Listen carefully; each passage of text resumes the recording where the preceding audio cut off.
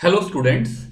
इस टॉपिक में हम लोग ये जो मोशन इन प्लेन वाले प्रॉब्लम्स हैं इनके कुछ प्रैक्टिकल एप्लीकेशन पढ़ेंगे। तो बेसिकली दो काम पढ़ेंगे, एक तो प्रोजेक्टाइल मोशन के बारे में पढ़ेंगे, दूसरा यूनिफॉर्म सर्कुलर मोशन के बारे में पढ़ेंगे।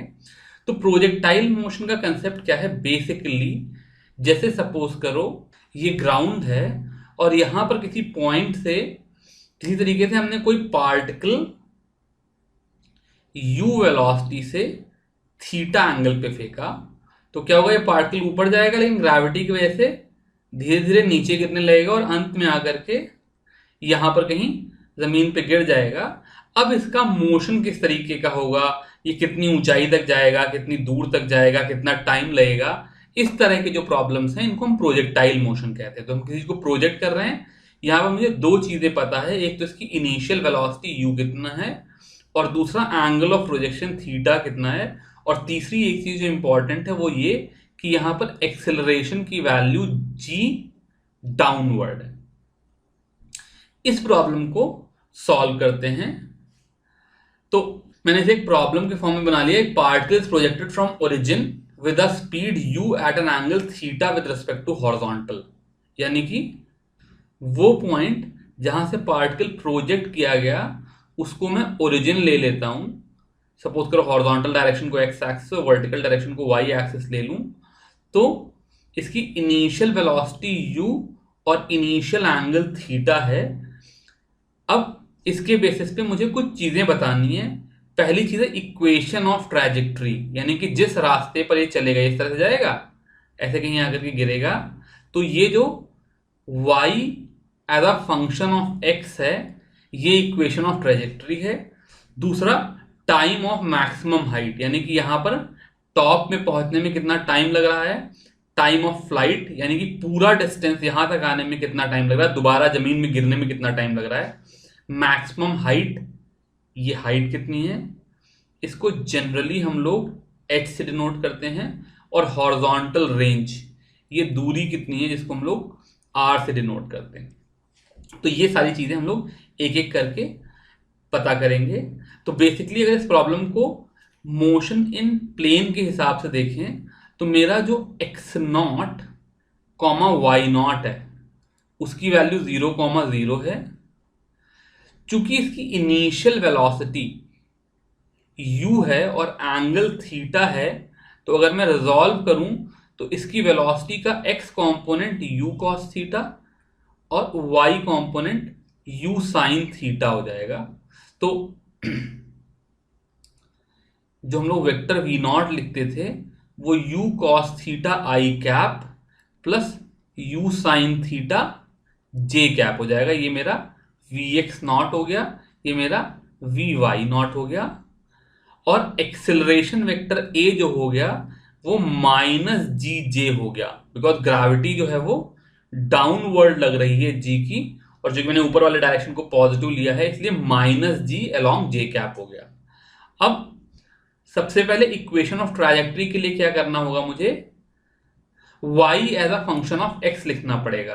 तो अगर मैं y के लिए इक्वेशन लिखूं तो y as a function of x तो मुझे नहीं पता, लेकिन जो मेरी सेकेंड इक्वेशन ऑफ मोशन है वो मुझे y as a function of time देती है। y minus y not is equal to v y not t plus half a y t square. यहां से मेरी वाई नॉट तो मेरा 0 है, is equal to u sine theta t, और a y चूंकि मेरा माइनस जी है इसलिए minus half g t square आ जाएगा। तो मेरे पास y as a function of x नहीं है, मेरे पास y as a function of time है। लेकिन अच्छी बात क्या है कि जैसे मैंने ये y के लिए इक्वेशन लिखी, ऐसे ही ये सिमिलर इक्वेशन अगर मैं x के लिए लिखूं, x minus x not is equal to v x not t plus half a x t square, तो फिर मेरे पास x माइनस फिर एक्स नॉट भी 0 है, उसको x ही लिख देते हैं, x is equal to u cos theta t, और चूंकि ax की वैल्यू 0 है, यहाँ पे एक्सेलरेशन में कोई x का कंपोनेंट नहीं है तो उसको भी भूल जाते हैं। तो मुझे y as a function of t पता है और x as a function of t पता है। अब मैं y को x के टर्म में लिखने के लिए क्या करूंगा, यहां से t को सब्सटीट्यूट कर दूंगा। तो t is equal to x by u cos theta ले लूं और ये टाइम की वैल्यू अगर इस y में सब्सटीट्यूट कर दूं तो y is equal to u sine theta into x by u cos theta minus half g x square by u square cos square theta.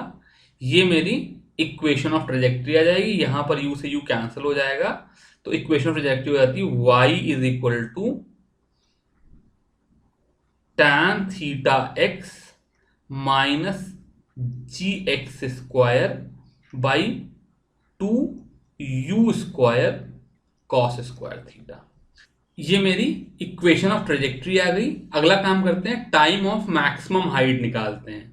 तो मैक्सिमम हाइट का मतलब होता है वो हाइट या वो y की वैल्यू जहां पर vy की वैल्यू 0 आ जाए। बिकॉज जहां पर हाइट मैक्सिमम हो जाएगी वहां पे पार्टिकल और ऊपर जाना बंद हो जाएगा, यानी कि वहां पर वेलोसिटी का y कंपोनेंट 0 हो जाएगा। तो अगर मैं y डायरेक्शन की फर्स्ट इक्वेशन ऑफ मोशन लगाऊं, बिकॉज मुझे vy 0 पता है और मुझे टाइम निकालना है, तो फर्स्ट इक्वेशन ऑफ मोशन हो जाएगी vy is equal to v y not, जो कि यहां पर u साइन थीटा है, माइनस जी टी। और अगर मैं इसको 0 पुट करूं तो टाइम की value u sine theta by g आ जाएगी। तो यहां से टाइम ऑफ मैक्सिमम हाइट आ जाएगा u sine theta by g. अगली चीज है time of flight. Time of flight अगर मैं देखूं, ये मैं डायग्राम फिर से यहां बना दूं, तो टाइम ऑफ फ्लाइट वो टाइम है जहां पर y की वैल्यू दोबारा 0 हो जाएगी। तो जैसे मैक्सिमम हाइट वो जगह थी जहां पर vy की वैल्यू 0 हो रही थी, ऐसे टाइम ऑफ फ्लाइट वो टाइम है जब y की वैल्यू 0 हो जाए। हम इसको जनरली कैपिटल T से डिनोट करते हैं। तो कैपिटल T की वैल्यू निकालने के लिए मैं y as a function of time लिखूंगा, जो कि फिर से सेकेंड इक्वेशन ऑफ मोशन से आती है। तो मैं y को फिर से u sine theta t, y is equal to v y not t, यानी कि u sine theta t minus half g t square लिख लूंगा और इसकी वैल्यू 0 पुट कर दूं तो यहां से half g t square is equal to u sine theta t आ जाएगा। ये टी से एक टी कैंसिल, तो एक तो टी इज इक्वल टू 0 पे होगा ही ऐसा, और दूसरा टी की वैल्यू आ जाएगी 2u साइन थीटा बाई जी, इसको मैं कैपिटल टी से नोट करता हूं। तो time of flight 2u sine theta by g आ गया, जो कि टाइम ऑफ मैक्सिमम हाइट का जस्ट डबल है। यानी कि यहां पर पहुंचने के लिए मुझे t बाई 2 टाइम लगेगा, यहां आने में मुझे t टाइम लगेगा, जहां पे t की value 2u sine theta by g है। अगला जो कंसेप्ट है वो मैक्सिमम हाइट का है, जिसे मैं कैपिटल एस से नोट करता हूं। तो मुझे y as a function of time तो पता ही है, और मुझे पता है कि मैक्सिमम हाइट पे पहुंचने के लिए जो टाइम है इसकी value u sine theta by g है। तो अगर मैं टाइम की ये वैल्यू पुट कर दूं तो कैपिटल एस की value u sine theta into u sine theta by g, यानी कि u square sine square theta by g minus half g u square sine square theta by g square हो जाता है। ये जी से जी कैंसिल कट जाएगा, तो ये हो करके total you square sine square theta by 2g आ जाएगा। तो ये मेरी मैक्सिमम हाइट आ गई। वैसे मैं मैक्सिमम हाइट निकालने के लिए v y square is equal to u square sine square theta minus 2g y minus 0, यानी कि थर्ड इक्वेशन ऑफ मोशन में वी वाई को 0 पुट करके भी ये निकाल सकते थे, और ये जो y की वैल्यू आती वो सेम वही मैक्सिमम हाइट वाली आ जाती, you square sine square theta by 2g। Finally मुझे हॉरिजॉन्टल रेंज r निकालनी है। तो r ये दूरी है और r will be equal to x when time is capital T. जब पार्टिकल इस तरीके से चल करके यहां पहुंच जाएगा तो t is equal to capital T पे जो x की वैल्यू होगी, ये जो पॉइंट हुआ है r,0 हो जाएगा, वही मेरी हॉरिजॉन्टल रेंज हो जाएगी। तो मेरे पास x की जो इक्वेशन मैंने लिखी थी वो x is equal to u cos theta t लिखी थी, because initial velocity u cos theta थी और एक्सेलरेशन तो कोई था ही नहीं। यहां पर अगर मैं t की वैल्यू कैपिटल टी रख दूं तो x की value u cos theta into 2u sine theta by g हो जाएगी, जो कि u square into 2 sine theta cos theta by g होता है। और ये 2 साइन थीटा कॉस थीटा होता है। अब ट्रिग्नोमेट्री का एक फॉर्मूला है कि 2 sine theta cos theta is equal to sine 2 theta. तो अगर मैं उसको यहां पे सब्स्टिट्यूट कर दूं तो यहां से इसकी value u square sine 2 theta by g आ जाएगी। ये मेरे सारे डेरिवेशन हो गए। अब इसके बेसिस पे हम लोग प्रॉब्लम करेंगे। पहला एग्जांपल है, कह रहे हैं Galileo in his book two new sciences stated that for elevations which exceed or fall short of 45 degree by equal amounts। यानी कि सपोज करो मेरे पास कोई थीटा 1 हो जिसकी वैल्यू 45 प्लस अल्फा हो और कोई थीटा 2 हो जिसकी वैल्यू 45 माइनस अल्फा हो। एलिवेशन मतलब angle of elevation which exceed और fall short of 45 by equal amount. यानी कि 45 डिग्री से अगर एक का एलिवेशन जितना ज्यादा है दूसरे का एलिवेशन 45 डिग्री से अगर उतना ही कम हो then the range are equal. तो यहां जो R1 की वैल्यू आएगी और यहां जो R2 की वैल्यू आएगी वो सेम होगी। तो देखते हैं R1 की वैल्यू कितनी हो जाएगी, u square sine twice of 45 plus alpha upon g. ये हो जाएगा u square sine of 90 plus 2 alpha by g. और ट्रिग्नोमेट्री में एक फॉर्मूला होता है जिसकी वजह से sine of 90 plus 2 alpha is equal to cos 2 alpha होता है।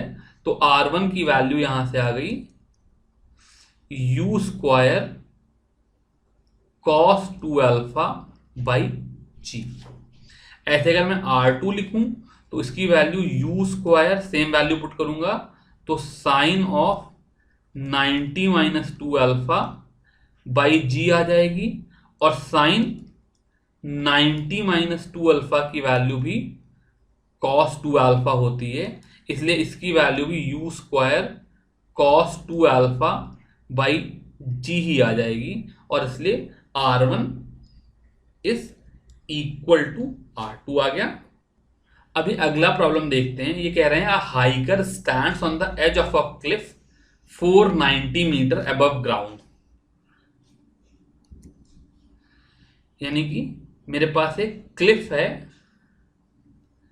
जिसकी height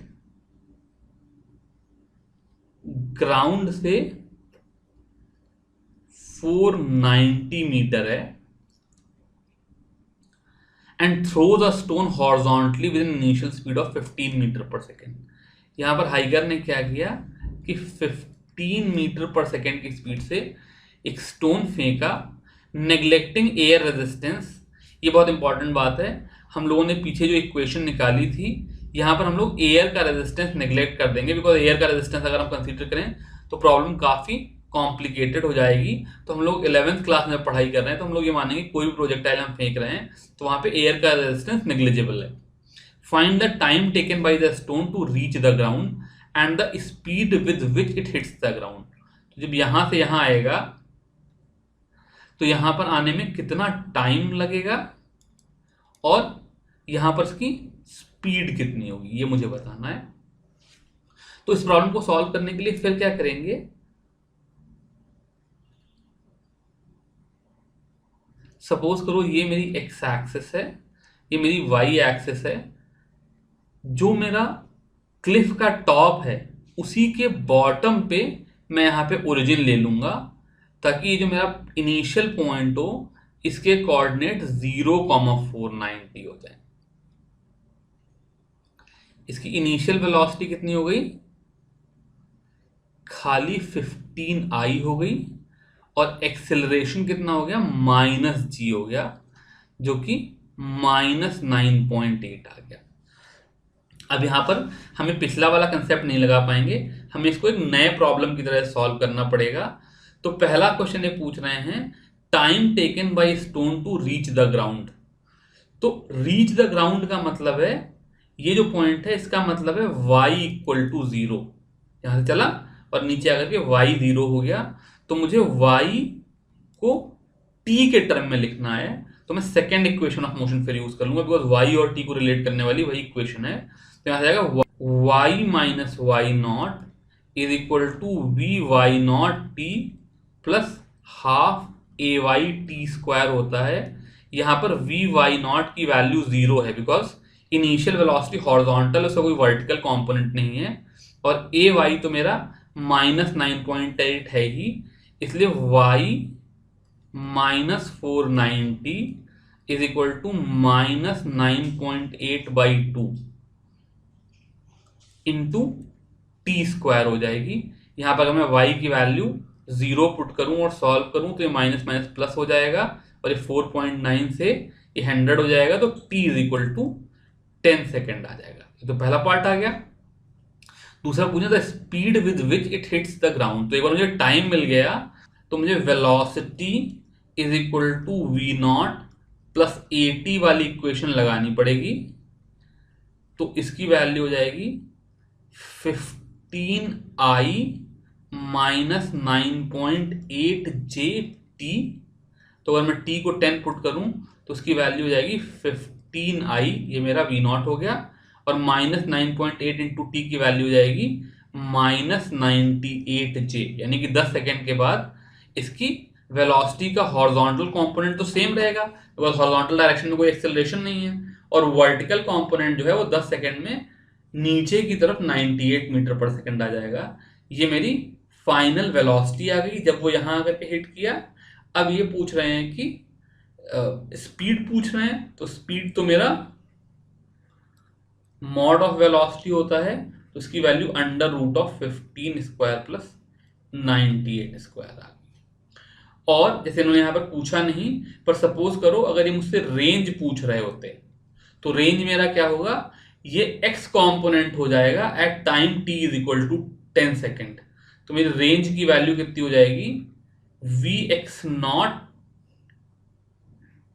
t plus half ax t square. तो vx नॉट की वैल्यू है 15 इंटू 10, और ax वाला टर्म तो 0 है, x डायरेक्शन में कोई एक्सेलरेशन नहीं है, तो प्लस 0 यानी कि 150 मीटर हो जाएगी। तो एक बार मुझे इनिशियल कंडीशन पता चल जाए, एक्सेलरेशन की वैल्यू पता चल जाए, तो फिर मैं x डायरेक्शन और y डायरेक्शन की इक्वेशंस लगा करके कोई भी प्रॉब्लम सॉल्व कर सकता हूं। ये अगला एग्जांपल आया, ये कह रहे हैं cricket ball is thrown at a speed of 28 metre पर second in a direction 30 degree above the horizontal. तो ये मैंने जो भी प्रोजेक्टाइल मोशन वाला डेरिवेशन किया था उससे मिलता जुलता है। आपने क्या किया, एक क्रिकेट बॉल को 28 मीटर पर सेकेंड की स्पीड से और 30 डिग्री के एंगल पे, यानी कि मेरे को यू भी मिल गया और थीटा मिल गया, की स्पीड से 30 डिग्री के एंगल पे फेंका। Calculate the maximum height. तो ये इस तरह से कुछ जाएगी। एक तो मुझे इसकी मैक्सिमम हाइट h बतानी है, time taken by the ball to return to the same level, यहां पहुंचने में कितना टाइम लगा, and the distance from the thrower to the point where ball return to the same level, यानी कि ये डिस्टेंस कितना हुआ।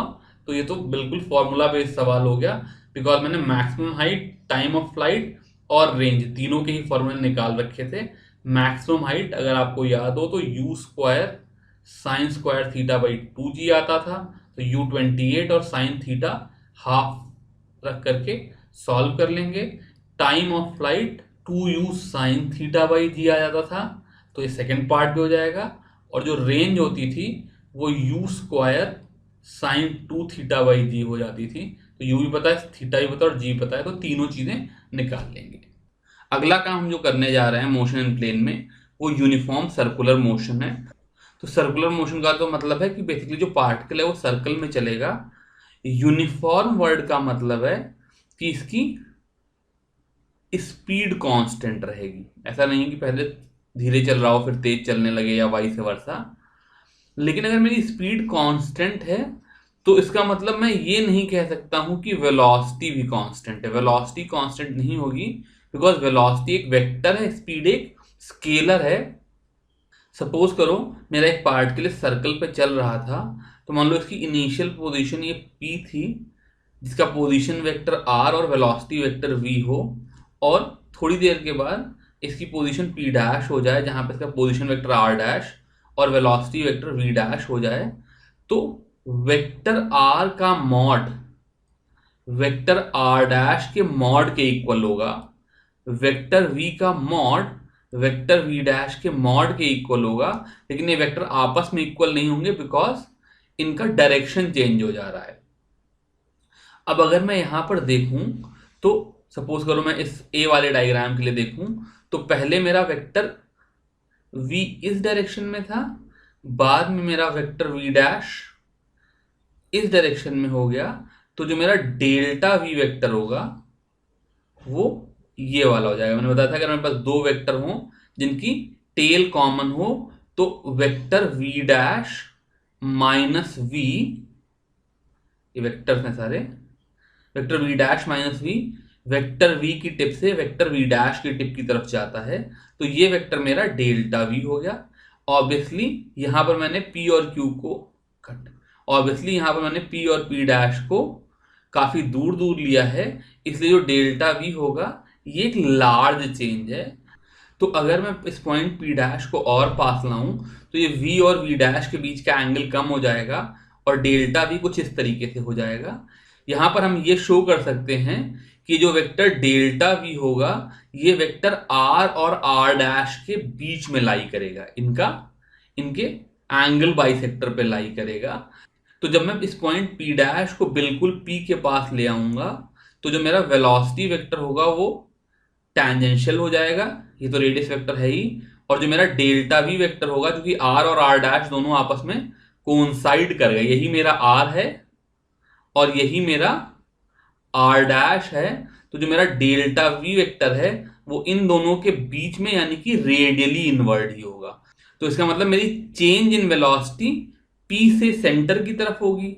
अब मुझे चेंज इन वेलोसिटी अगर मिल गई, तो जो मेरा एक्सेलरेशन वेक्टर होता है वो delta V by delta T होता है। इसका मतलब मेरा एक्सेलरेशन वेक्टर सेंटर की तरफ होगा। इसके लिए मैं एक वर्ड यूज करता हूं, सेंट्रीपीटल एक्सेलरेशन। सेंटर की तरफ यूनिफॉर्म सर्कुलर मोशन में जो एक्सेलरेशन होता है उसको हम सेंट्रीपीटल एक्सेलरेशन कह रहे हैं। ये एक्सेलरेशन जो है इसकी वजह से वेलोसिटी का मैग्नीट्यूड नहीं चेंज हो रहा है। यूनिफॉर्म है इसका मतलब मैग्नीट्यूड तो सेम है, लेकिन वेलोसिटी का डायरेक्शन चेंज हो रहा है। अब मुझे किसी तरीके से इस एक्सेलरेशन की वैल्यू निकालनी है, तो मुझे किसी तरीके से इस वेक्टर डेल्टा V की वैल्यू निकालनी है। तो हम एक छोटा सा डायग्राम बनाएं। तो सपोज करो ये मेरा वेक्टर V है, मैंने थोड़ा बड़ा बना लिया। ये मेरा वेक्टर V डैश है और ये मेरा वेक्टर डेल्टा V है। और एक दूसरा डायग्राम बनाऊं जहां पर ये मेरा वेक्टर R है, ये मेरा वेक्टर R डैश है, और वैसे ही R डैश माइनस R ये वेक्टर मेरा डेल्टा R हो गया। तो जो कि R हमेशा, मैंने क्या बताया कि वेलोसिटी जो होगी वो रेडियस के टैंजेंट पे होगी, ये टैंजेंशियल है। इसका मतलब जो मेरा R है वो हमेशा V के परपेंडिकुलर है, या V जो है वो R के परपेंडिकुलर है। तो जो V और V डैश के बीच का एंगल होगा वही R और R डैश के बीच का एंगल होगा। मान लो इस एंगल को मैं डेल्टा थीटा लिख दूं, तो ये वाला एंगल भी डेल्टा थीटा हो जाएगा। तो मुझे पता है कि angle is equal to R का अपॉन रेडियस, और जब ये डेल्टा आर बहुत छोटा हो जाएगा तो करीब करीब ये आर के बराबर हो जाएगा। तो इसका मतलब in the limit of delta theta tending to zero, जो कि बहुत ही छोटे टाइम डेल्टा टी में होगा, जब डेल्टा टी जीरो को टेंड करेगा तब होगा, जो मेरा डेल्टा आर बाई आर है वो, और यहां पर मैं वेक्टर साइन नहीं लगा रहा हूं, इसका मतलब magnitude of delta r by r है, वो magnitude of delta v by v के इक्वल होगा। और यहां से मैं कह सकता हूं कि जो मेरा डेल्टा वी होगा वो v delta r by r हो जाएगा। अब जो मेरा एक्सेलरेशन वेक्टर था इसका magnitude of delta v by delta t है, टी है तो साफ नहीं आया, तो इसको मैं, ये आर है यार, इसको कंफ्यूज मत होना, तो इसको मैं v by r into delta r, ये भी आर है, बाई डेल्टा टी लिख सकता हूं, जो कि delta r by delta T अपने आप में वेलोसिटी हो जाती है। इसका मतलब जो मेरा एक्सेलरेशन वेक्टर है उसका magnitude v square by r हो गया।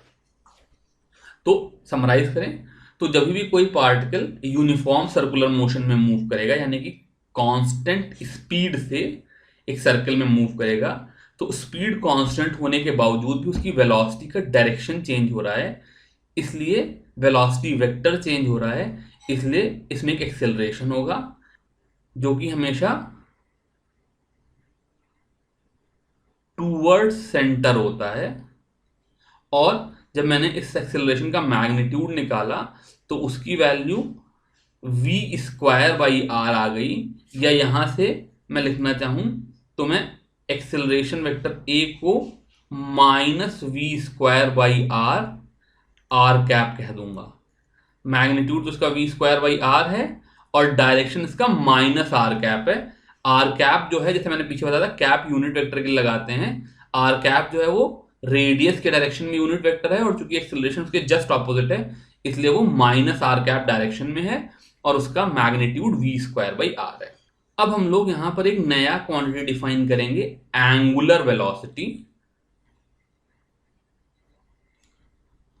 और इस एंगुलर वेलोसिटी से एक्सेलरेशन को और वेलोसिटी को रिलेट करेंगे।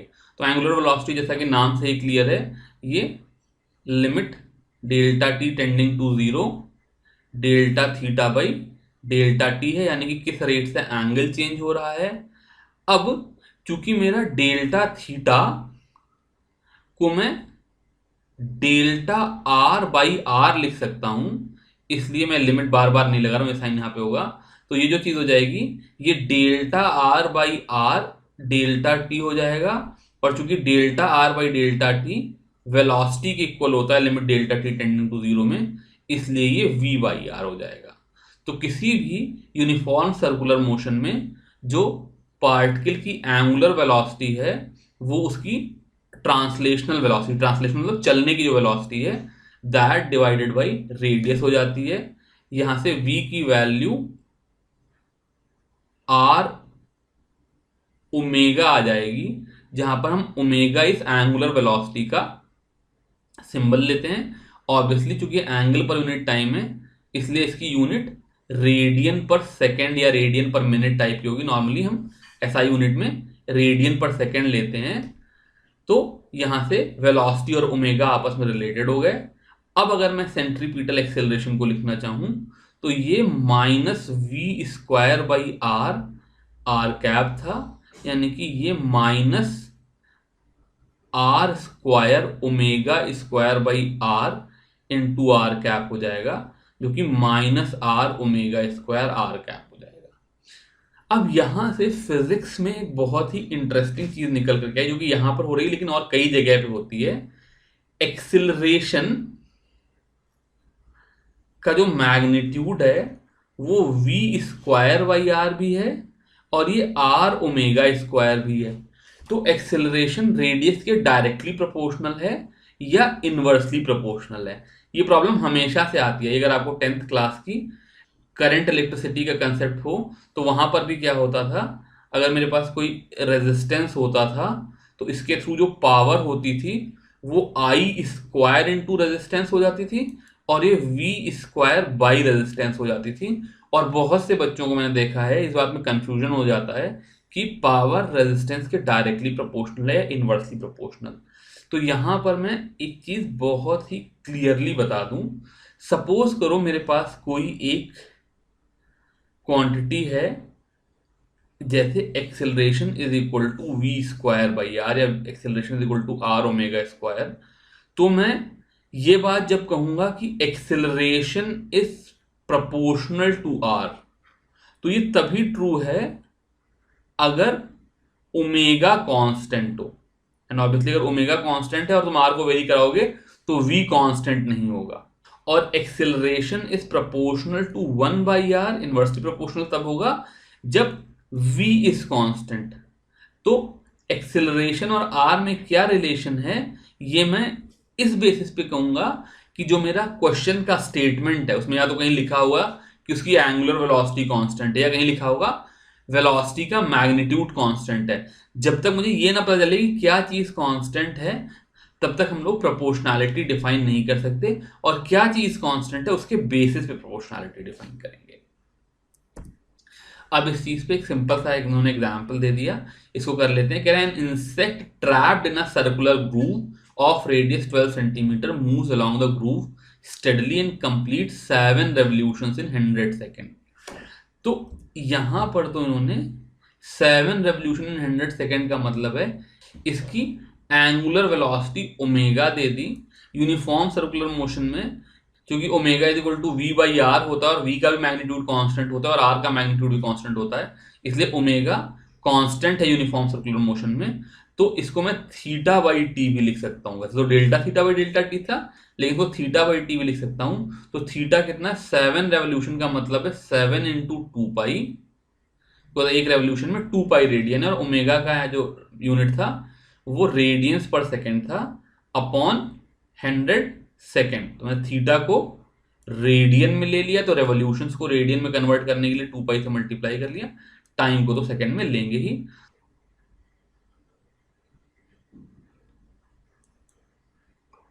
तो 7 7 कैंसिल हो गया, ये 0.44 हो गया, यहां से ओमेगा की वैल्यू आ गई। What is the angular speed, तो मैंने निकाली दी, एंड लीनियर स्पीड। अब रेडियस जो है वो 12 सेंटीमीटर है, तो वेलोसिटी का मैग्नीट्यूड यानी कि जो तुम्हारा लीनियर स्पीड है वो आर ओमेगा होती है, तो आर 0.12 ले लो और ओमेगा 0.44 ले लो, मल्टीप्लाई करके आंसर आ जाएगा। Is acceleration vector a constant vector, तो इसका आंसर होगा नो, क्योंकि एक्सेलरेशन वेक्टर का डायरेक्शन चेंज हो रहा होगा। जब सर्कल में चल रहा होगा तो जब यहां पर है तो एक्सेलरेशन वेक्टर इस डायरेक्शन में है, जब यहां पर है तो एक्सेलरेशन वेक्टर इस डायरेक्शन में, जब यहां पर है तो एक्सेलरेशन वेक्टर इस डायरेक्शन में, तो डायरेक्शन चेंज हो रहा है, इसलिए this is not a constant vector, but इसका मैग्नीट्यूड कांस्टेंट है। और मैग्नीट्यूड ऑफ एक्सेलरेशन वेक्टर को चाहो तो आर ओमेगा स्क्वायर लिख लो और चाहो तो वी स्क्वायर बाई आर लिख लो, एक ही बात आ जाएगी। 0.12 इंटू 0.44 का स्क्वायर हो जाएगा, ये मीटर पर सेकंड में आ जाएगा, ये मीटर पर सेकंड स्क्वायर में आ जाएगा। इस तरीके से हम लोगों ने ये चैप्टर खत्म किया। अब आप लोग एक्सरसाइज करो। Thank you very much.